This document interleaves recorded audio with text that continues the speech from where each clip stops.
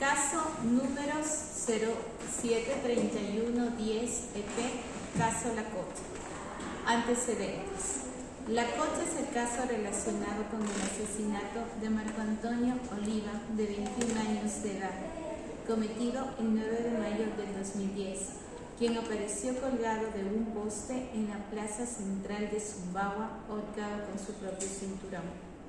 4 días después, Orlando Quispe, el presunto asesino, fue detenido por los dirigentes indígenas de la parroquia y condenado a morir en su propia ley, ahorcado.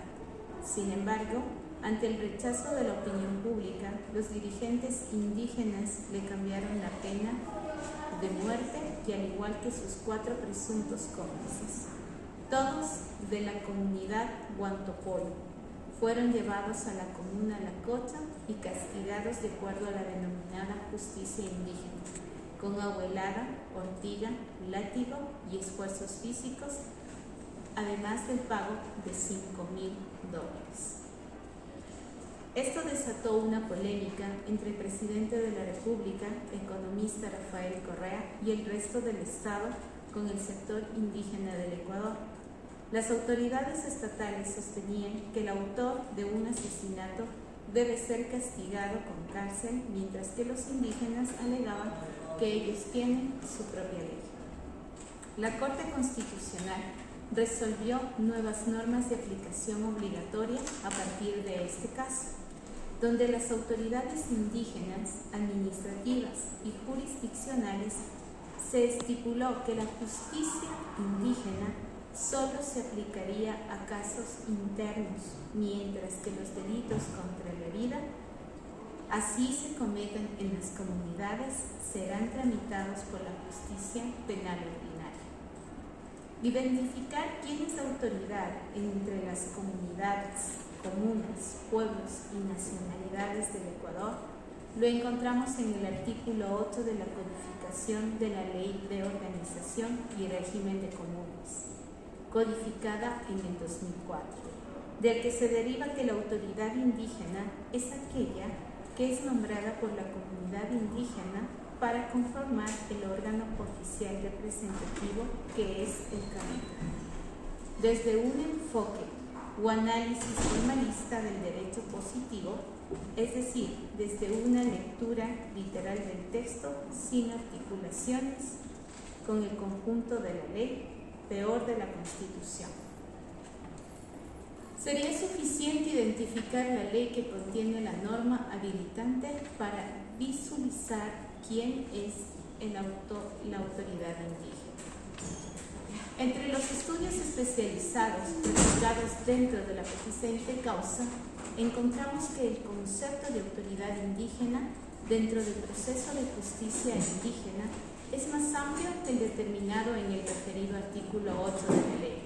Así se evidencia que la instancia que conoce y resuelve los conflictos internos de las comunidades del pueblo quichua panzaleo en materia de justicia indígena es la Asamblea Comunal.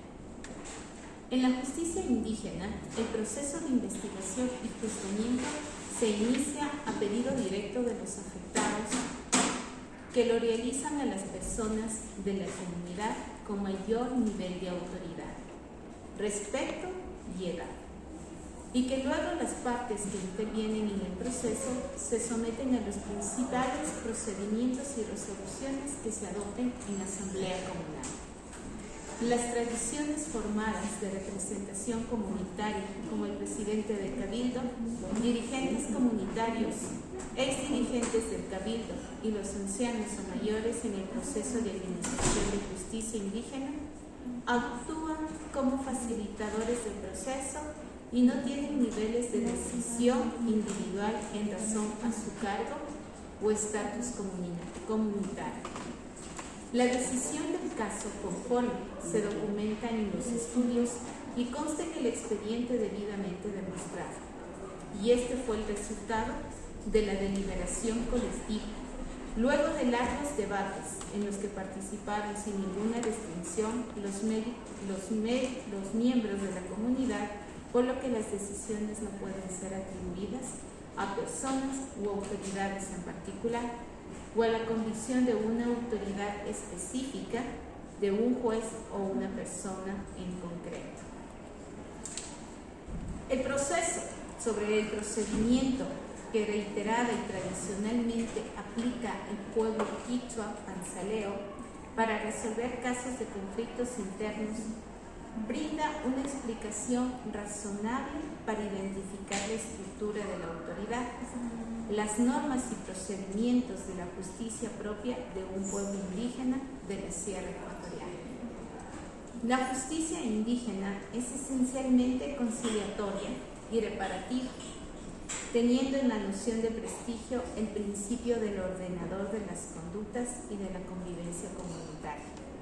Al respecto de esto, debo citar textualmente a Pedro Torres, perito del caso La Cocha, quien en su informe sostiene lo siguiente dentro del peritaje antropológico presentado a la Corte Constitucional del Ecuador, página 30 y 31.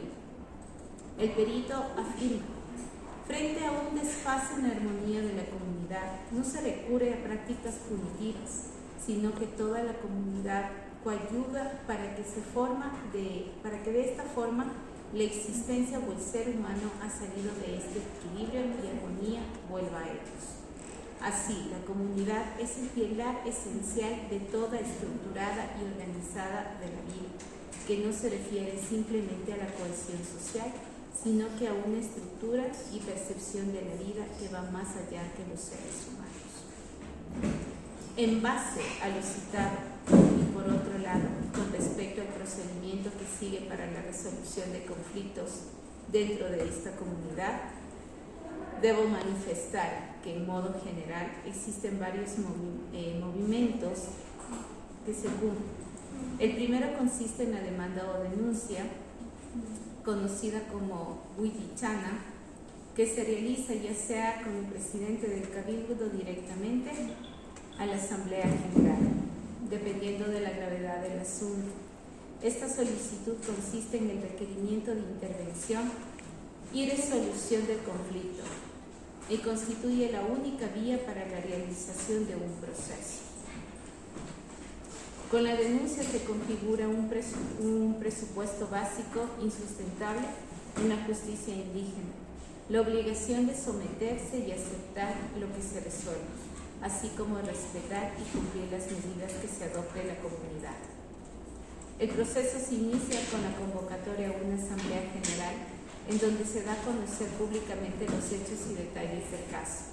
La asamblea abre un periodo de averiguación, conocida como tapuna, en la cual se designan comisiones, comisionados y serán los encargados de llevar adelante la investigación y el esclarecimiento de los hechos. Cuando se tienen indicios, pruebas y testimonios que configuran los elementos materiales, se conforma la denuncia. Se reúne nuevamente la Asamblea General para tomar conocimiento de los resultados. En esta etapa pueden participar los implicados, las víctimas, sus familiares y personas de relevancia en la comunidad. Así también pueden presentar testimonios y pruebas que se consideren pertinentes para contrastar las versiones de las partes. Además, para garantizar que la deliberación se base en datos ciertos y sea pública, comunitaria y abierta, todos los argumentos, pruebas y testimonios pueden ser impugnados durante la asamblea. Existe un factor de sanación del infractor conocido como Quispachirina, donde la Asamblea General como máxima autoridad da una toma de resolución, califica el acto denunciado, señala a los autores y cómplices. El castigo determinado por la Asamblea, conocido como Pacta China, posteriormente vendrá el aconsejador, CONAE, quien por sí solo o con la familia del infractor lo aconseja y reprende, haciéndolo comprender el valor y el sentido de lo actuado. Así como lo que debe resguardar, que ante todo es el buen vivir de la comunidad, Ayuquina para las comunidades quichuas, panzaleo, cuando se comete una infracción que afecte las relaciones sociales, personales, familiares, económicos y de convivencia comunitaria. Es necesario conseguir la resolución del orden para resolver el equilibrio de la comunidad.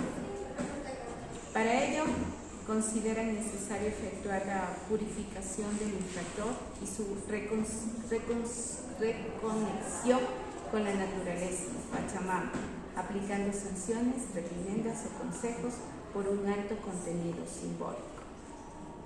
Las sanciones dentro de los castigos corporales tienen como finalidad la restitución del equilibrio y la sanación de los involucrados. En su razonamiento, la sanción es la única vía para restaurar el equilibrio quebrantado al ser aplicada públicamente. Finalmente, cabe mencionar que por su parte la Constitución de la República del Ecuador, en el artículo 57, numeral 9, reconoce a las comunidades, pueblos y nacionalidades, entre otros derechos, conservar y desarrollar sus propias formas de convivencia y organización social, y de generación y ejercicio de autoridad en este territorio legalmente reconocidos y tierras comunitarias de posesión ancestral. Y en el siguiente numeral, el 10, se señala como derecho crear, desarrollar, aplicar y practicar su derecho propio o consuetudinario que no podrá vulnerar derechos constitucionales, en particular de las mujeres, niñas, niños y adolescentes. Muchísimas gracias.